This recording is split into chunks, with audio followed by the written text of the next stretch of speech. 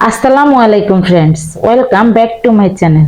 সবাইকে ওয়েলকাম জানাচ্ছি আমার আজকের পর্বে। আজকে আবারও আমি হাজির হয়ে গেলাম খুবই সহজ এবং মজাদার একটি স্ন্যাক্স রেসিপি নিয়ে। আজকে আমি আপনাদের ময়দা আর ডিম দিয়ে খুবই অসাধারণ একটি রেসিপি তৈরি করে দেখাবো। রেসিপিটি তৈরি করতে যতটা ইজি, খেতেও ঠিক ততটাই মজাদার হয়। এই স্ন্যাক্স রেসিপিটি পরিবারের ছোট থেকে বড় সবাই খুবই পছন্দ করবে। আশা করছি আজকের এই সহজ রেসিপিটি সবার কাছে ভালো লাগবে। চলুন তাহলে দেখে নিচ্ছি। প্রথমে একটা বাটিতে আমি দুটো ডিম ভেঙে নিচ্ছি। ডিমগুলো অবশ্যই রুম টেম্পারেচারের হতে হবে। প্রয়োজনের আধা ঘন্টা আগেই ডিমগুলো ফ্রিজ থেকে বের করে রাখবেন। এবার এর মধ্যে দিয়ে দিচ্ছি 1/4 কাপ পেঁয়াজ কুচি, দিয়ে দিচ্ছি 3টা কুচি করা কাঁচামরিচ, দিচ্ছি 1 টেবিল চামচ ধনেপাতা কুচি, 1/4 চা চামচ দিয়ে দিচ্ছি জিরার গুঁড়া, 1/4 চা চামচ দিয়ে দিচ্ছি গরম মশলার গুঁড়া, স্বাদ মতো দিয়ে দিচ্ছি লবণ। এবার সবগুলো উপকরণকে সময় নিয়ে ভালোভাবে মিশিয়ে নেব, যাতে করে ডিম আর পেঁয়াজের সাথে মশলাগুলো মিশে যায়। ভালোভাবে মিশিয়ে নেওয়ার পর আমি এটাকে একটা সাইডে রেখে দিচ্ছি। এবার একটা বাটিতে নিয়ে নিচ্ছি 1/2 কাপ ময়দা, আর নিয়ে নিচ্ছি 2 টেবিল চামচ চালের গুঁড়ো। এবার দিয়ে দেব স্বাদ মতো লবণ। লবণ দেওয়ার পর এখানে অল্প অল্প করে পানি দিয়ে একটা লিকুইড বেটার তৈরি করে নেব। পানিটা একবারে দেওয়া যাবে না, অল্প অল্প করে দিতে হবে। একবারে পানিটা দিলে ডোটা পারফেক্ট হবে না। বেটারটা খুব বেশি পাতলাও হবে না, আবার খুব বেশি ঘনও হবে না, অর্থাৎ মাঝারি ঘনত্বের একটা বেটার তৈরি করে নিতে হবে। এই ডো এর মধ্যে আমি আর কোনো কিছু অ্যাড করব না, একটু পরে মশলা অ্যাড করে নেব। 10 মিনিটের জন্য ডোটা রেস্টে রেখে দিচ্ছি। এখন ডিমের অমলেট তৈরি করার জন্য আমি চুলায় তেল গরম করে নিলাম। তেলটা যখন গরম হয়ে যাবে তখন এর মধ্যে দিয়ে দিচ্ছি ডিমের মিশ্রণগুলো। ডিমের মিশ্রণটা একটু গোলাকার শেপে দিতে হবে। আশা করছি আমার আজকের রেসিপিটি আপনাদের কাছে খুবই সহজ মনে হবে। ডিমটা যখন শক্ত হয়ে আসবে তখন ডিমের একটা পাশ আমি ফোল্ড করে নেব।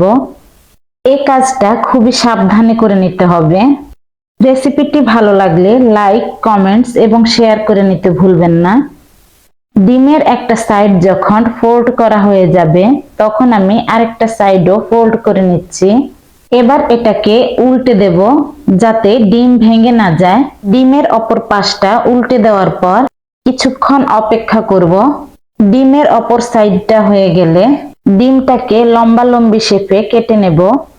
আপনারা আপনাদের পছন্দ মতো যে কোনো শেপেই ডিমটা কেটে নিতে পারেন। যারা আমার চ্যানেলে নতুন তারা প্লিজ আমার চ্যানেলটিকে সাবস্ক্রাইব করে নেবেন আর বেল বাটনটা প্রেস করে রাখবেন নতুন নতুন ভিডিও সবার আগে পাওয়ার জন্য। এবং রেসিপিটি ভালো লাগলে ফ্রেন্ডস এবং ফ্যামিলির সঙ্গে শেয়ার করে নেবেন। যারা ফেসবুক পেজ থেকে ভিডিওটি দেখছেন তারা প্লিজ পেজটি ফলো দিয়ে রাখবেন। সবগুলো ডিম আমার কেটে নেওয়া হয়ে গেছে। এখন একটা প্লেটে উঠিয়ে নিচ্ছি। রেসিপিটি বাসায় ট্রাই করে কমেন্টসের মাধ্যমে লিখে জানাবেন। 10 মিনিট পর ফিরে আসলাম। এখানে আমি মশলাগুলো অ্যাড করে নেব। দিয়ে দিচ্ছি 1/4 চা চামচ হলুদের গুঁড়া, 1/4 চা চামচ মরিচের গুঁড়া, 1/4 চা চামচ চিলি ফ্লেক্স, 1/2 চা চামচ আদা রসুনের পেস্ট। এই মশলাগুলোকে ময়দার সঙ্গে মিক্স করে নিতে হবে। সাথে ধনিয়া পাতা দিয়ে মশলাগুলো মিক্স করে নেব। ডোটাকে আমি পারফেক্ট ভাবে তৈরি করে নিয়েছি।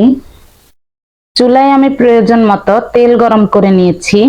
এখন নাস্তাগুলো ভেজে নেব। এবার ডিমের কেটে রাখা একটা অংশকে প্রথমে ময়দার মিশ্রণে রেখে ভালোভাবে কোট করে নেব। তারপরে গরম তেলের মধ্যে দিয়ে দেব। এভাবে সবগুলো ডিমের পিস আমি ময়দার মিশ্রণের মধ্যে দিয়ে কোট করে ভেজে নেব। একবারে যতগুলো ধরে আমি ততগুলো তেলের মধ্য দিয়ে ভেজে নেব। বাকি স্ন্যাক্সগুলো আমি পরে ভেজে নেব। রেসিপিটি তৈরি করতে খুব ইজি আর খেতেও ক্রিস্পি এবং দুর্দান্ত মজাদার হয়। গ্যাসের ফ্লেমটা মাঝারি হিটেই রেখে আমি উল্টে পাল্টে স্ন্যাক্সগুলো ভেজে নেব। একটা পিঠে যখন হালকাভাবে কালার চলে আসবে তখন আমি উল্টে দেব। আশা করছি আজকের এই সহজ রেসিপিটি সবার কাছেই খুবই ভালো লাগবে।